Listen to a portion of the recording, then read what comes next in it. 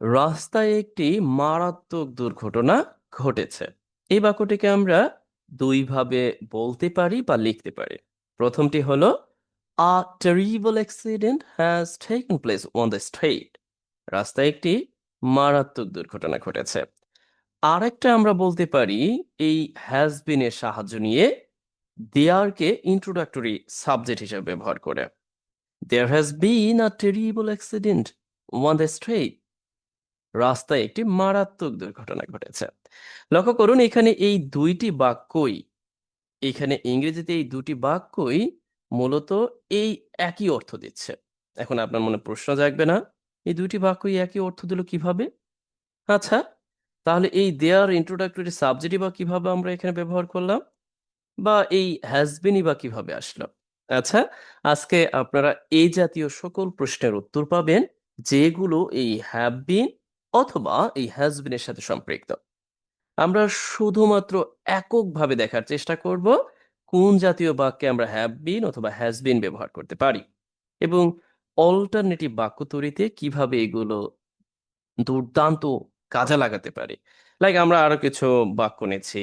এই যে আমি সকাল থেকে ব্যস্ত, সে কয়েকদিন ধরে অসুস্থ, আমরা কয়েকদিন থেকেই আছি এখানে, আমাদের দেশের প্রতিটা সেক্টরে অনেক দিন ধরে, বহুদিন ধরেই দুর্নীতি ঢুকে আছে, দুর্নীতি ঘটতেছে। দেখুন এই সকল বাক্যকে লেখার জন্য আমরা এই হ্যাভ বিন হ্যাজ বিন এর সাহায্য নিতে পারি।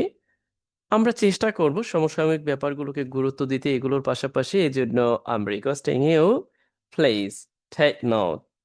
And you can also place your questions. Is there any questions you're facing right now? While talking, speaking, writing, listening, whatever. In any sectors or any major modules of English, and you are facing problem, definitely you can place your questions here. Okay, আমরা এরপরে দেখার চেষ্টা করি যে এই বাক্যগুলোকে কিভাবে আমরা ইংরেজিতে লিখতে পারি। রাস্তায় একটি মারাত্মক দুর্ঘটনা ঘটেছে। সিম্পলি লক্ষ্য করুন, আপনার হয়তোবা প্রশ্ন থাকবে এই বাক্যে আসলে সাবজেক্ট কি, ভার্ব কি? ভার্ব আমরা পেয়ে গেছি, ঘটেছে।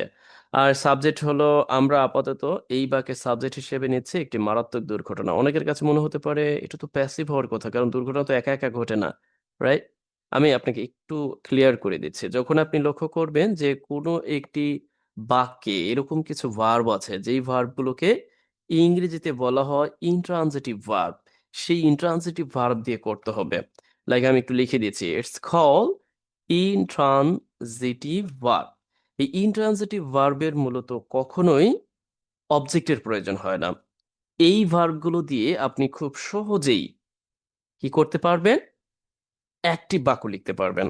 ইন্ট্রানজিটিভ ভার্ব এখন যদি বলেন কোনগুলো, আসলে যেই ভার্বগুলোর কখনোই অবজেক্টের প্রয়োজন হয় না। এই যে টেক প্লেস, আহ ওখার, তারপরে আমরা আরো বেশ কিছু জানি, হ্যাপেন, কাম, গো, তারপর আরো যা আছে, জাম, মানে অসংখ্য অসংখ্য আছে। তার মানে যেগুলোর অবজেক্টের প্রয়োজন হয় না। এখন বলতে পারেন ধুর, ছাই, এগুলো কি এক ঝামেলা লাগাই দিচ্ছেন। আচ্ছা, ধরুন আমি এটা বাদ দিলাম, এটা দরকার নাই আমাদের, এটা আমি পুরোটাই বাদ দিয়ে দিচ্ছি আপাতত আর কি। ইন্ট্রানজিটিভ ভার্ব যেগুলোর কি আমাদের অবজেক্টের প্রয়োজন নাই, এবং কিছু কিছু বাক্য প্যাসিভ মনে হলেও অ্যাক্টিভে আমরা করতে পারি এইগুলো ব্যবহার করে। আচ্ছা চলুন আমরা এগুলো একটু ধরে রাখলাম। এখন আমরা দেখার চেষ্টা করবি এই যে যে টেক প্লেসটা আমরা ব্যবহার করেছিলাম, টেকেন মানে টেকেন প্লেসটা আমরা ব্যবহার করেছি টেক প্লেসের পাস্ট পার্টিসিপল ফর্ম।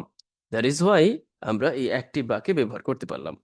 আর আরেকটি ব্যাপারে আমরা এখানে লক্ষ্য করুন, there as a introductory subject হিসেবে আমি কিন্তু পূর্ববর্তী ক্লাসে বলেও ছিলাম, পূর্ববর্তী অনেক আগের কিছু ক্লাসে, যে এটাকে বলা হয় ইন্ট্রোডাক্টরি সাবজেক্ট। এটা আমরা কিন্তু যে কোনো প্রয়োজনে, বিশেষ করে দারুণ কিছু বাক্য তৈরিতে ব্যবহার করতে পারি। আর হ্যাজ বিন এখানে ব্যবহার হয়েছে মূলত লিঙ্কিং ভার্ব হিসেবে। যদিও আমি এত কিছু চাই না যে উল্লেখ করব, তারপরে বলতে হয় লিঙ্কিং ভার্ব। আর এইগুলো হচ্ছে এই দেয়ার হচ্ছে ইন্ট্রোডাক্টরি সাবজেক্ট, এরপরে এই একই অর্থ প্রদানে আপনি এটা ব্যবহার করতে পারবেন। আচ্ছা, আপনি কিন্তু এখন বলতেই পারেন যে আমাদের দেশে অনেক সেক্টরে দুর্নীতির ঘটনা ঘটেছে। তাহলে এই বাক্যটি চাইলেও আপনি এই ইন্ট্রোডাক্টরি দেয়ার ব্যবহার করে has been or have been as linking verb হিসেবে ব্যবহার করে এইভাবে তৈরি করে দিতে পারেন। এখন অনেকে বলতে পারেন ধুর সাই, এভাবেই তো ভালো, যেটা ঘটলো সেইটাকে শুরুতে ব্যবহার করব, এরপরে সাবজেক্ট অনুযায়ী হ্যাভ অথবা হ্যাজ ব্যবহার করব, তারপরে টেকেন প্লেস অর ওয়াকার ব্যবহার করে দেবো, that's will be okay, right? আচ্ছা, এটা আপনার ইচ্ছা, আপনি দুইভাবে লিখতে পারবেন। তাহলে আমি যদি আপনাকে জিজ্ঞাসা করি, ধরুন কথার কথা আমি বললাম যে গতকাল, গতকাল আহ এই অর্থে বললাম যে আমার বাসার পাশে রাস্তায় একটি অনাকাঙ্ক্ষিত ঘটনা ঘটেছে। আচ্ছা, তাহলে এইটা আপনি কিভাবে করবেন? দেখুন, আমার ক্লাস করবেন বা বাড়ির কাজ করবেন না, এটা কিন্তু মোটেই ভালো হবে না। আমার কাজ করবেন, বাড়ির কাজ করবেন, and also I think so you are responsible to make my video, to make my class size interactive. So please join us and also do your homework as instructed. ওকে, পরবর্তীতে আমরা দেখার চেষ্টা করি যে হ্যাভ বিন অথবা has been linking verb হিসেবে এই বাক্যগুলো তৈরিতে কিভাবে আমরা ব্যবহার করতে পারি। Already I have given you homework, okay? You are responsible to do it and also, place the answer of this sentence under my videos, okay? Here, আমি সকাল থেকে ব্যস্ত। লক্ষ্য করুন, এই বাক্যে কিন্তু কোথাও ভার্ব নেই। Is there any verb here? No. আমি সকাল থেকে ব্যস্ত।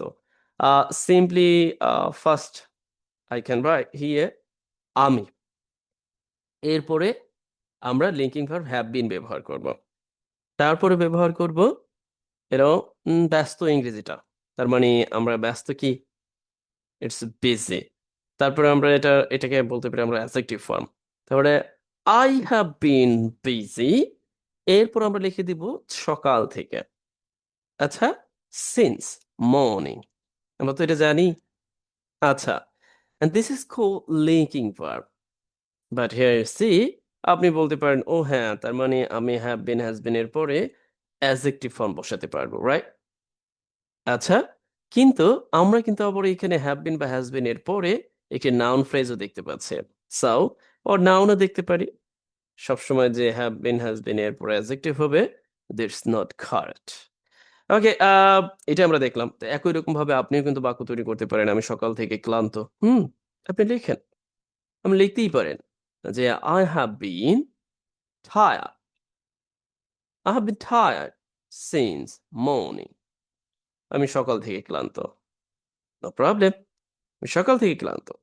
আপনি কিন্তু এই have been, has been এর পরে এই জাতীয় যে adjective form আপনি ব্যবহার করতে পারেন, যেটা দারুণভাবে কার্যকর। আচ্ছা, সে গত কয়েকদিন ধরে অসুস্থ। হুম, লক্ষ্য করেছেন কি? have been, has been এর পরে একটা common scenario, here you see since এবং for এর ব্যবহার বা কোনো একটি সময়ের ব্যবহার। লক্ষ্য করেন সে তাহলে আপনি লিখতে পারেন যে has been অসুস্থ। আমরা লিখতে পারি ill or sick, alright? এরপরে আমরা লিখব কয়েকদিন ধরে, গত কয়েকদিন ধরে। এই ইংরেজিটা আমাকে লিখতে হবে। গত কয়েকদিন ধরে। এইজন্য আমাদের ধরে এর জন্য লিখতে হবে for। আমরা কিন্তু এখানে থেকে এর জন্য কি লিখেছি?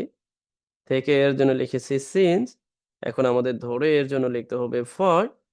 আর গত কয়েকদিন। তাহলে আমরা এখানে লিখে দিতে পারি আ আ গত কয়েকদিন হলে আমরা for the last few days, last few days।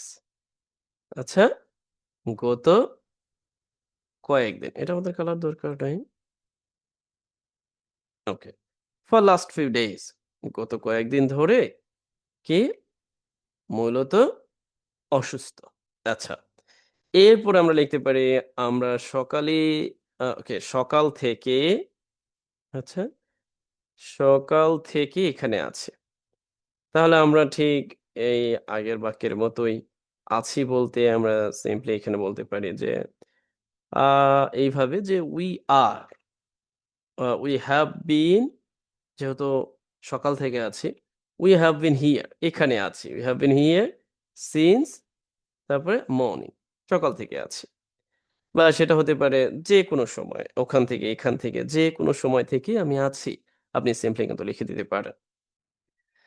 আচ্ছা চলুন আমরা আরো কয়েকটি ব্যবহার দেখি, বিশেষ করে হ্যাভ বিন এবং has been as a linking verb হিসাবে। লক্ষ্য করেন আমরা ইন্ট্রোডাক্টরি সাবজেক্ট হিসেবে দেয়ার ব্যবহার করতে পারি, যে there is a college in my village. তার মানে আমার গ্রামে একটি কলেজ আছে। দেখুন এখানে কিন্তু ইজ হচ্ছে অ্যাজ এ লিঙ্কিং ভার্ব। আচ্ছা, আমরা ইজকে হ্যাজ এ রূপান্তর করব। দেখার চেষ্টা করুন।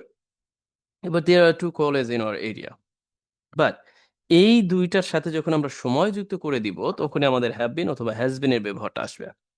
তা কেমন? লক্ষ্য করেন আমরা বলে দিলাম যে there has been a college in my village for a long time. তার মানে আমার গ্রামে বা আমার গ্রামে অনেক দিন ধরে কি একটি কলেজ আছে। দেখুন আমি যদি সিম্পলি লিখি আমার গ্রামে একটি কলেজ আছে, there is a college in my village, but আমি যদি লিখতে চাই আমার গ্রামে অনেক দিন ধরে একটি কলেজ আছে, তখন কিন্তু আমাকে হ্যাজ বিন ব্যবহার করতে হচ্ছে। হ্যাভ ইউ গট রাইট নাও?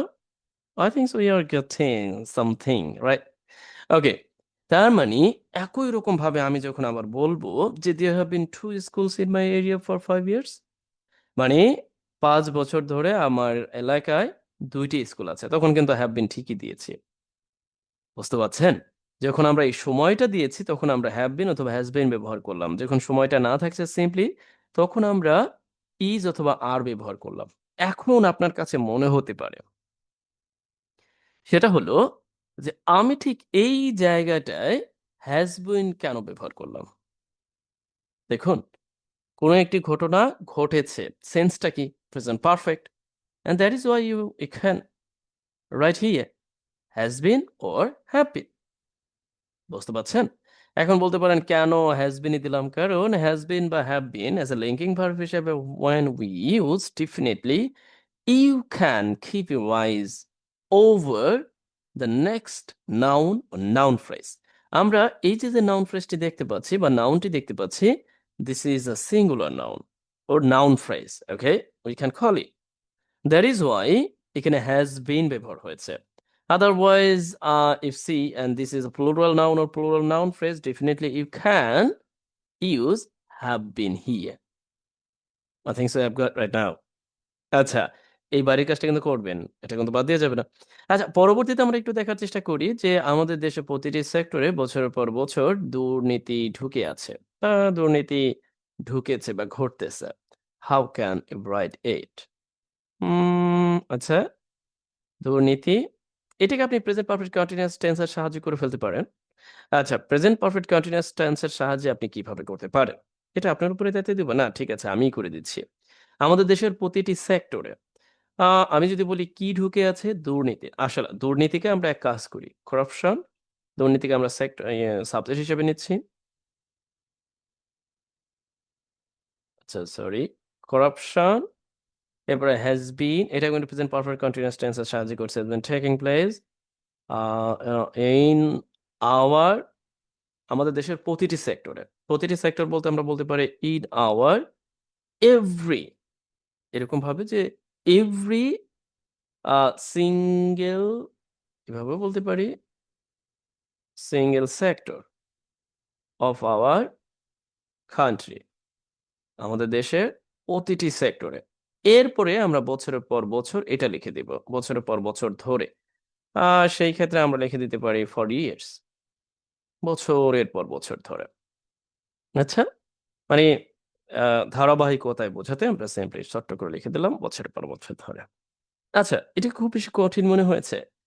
প্রত্যেকটি সিঙ্গেল সেক্টরে, and we are seeing, witnessing, corruption taking place, right? Is there any option and we can denying it? No, we can be not denying it। So this is a true or stark reality we are facing and we are witnessing, we are seeing what happening, what is happening in our country. And that is why most of the time you see I writing something and also making you something get in English, and always try to mentioning this type of problems we're facing right now in our country, right? And most of the time you will say climate change, corruption, and many forms of crimes taking place and we're facing right now. And after our like flowing the uprising, and we are taking place a new form of crime. Okay, whatever, and I think so. And this should have taken place, right? whatever, আজ এ পর্যন্তই। আমরা চেষ্টা করব যে এই ব্যাপারগুলোকে ভালোভাবে প্রতিদিন চর্চা করতে, এবং আমার সাথে থাকবেন, অল্প অল্প করে শিখবেন এবং শেখার চেষ্টা করবেন এবং আমাকে অবগত করবেন যে yes you are getting something from watching my videos. uh, I will be thankful to you if you share, like, comment, subscribe. Now today, thank you so much. And already I have said, you can't place your questions. You can't leave your questions under my videos. What exactly you want to get? Now today, thank you so much.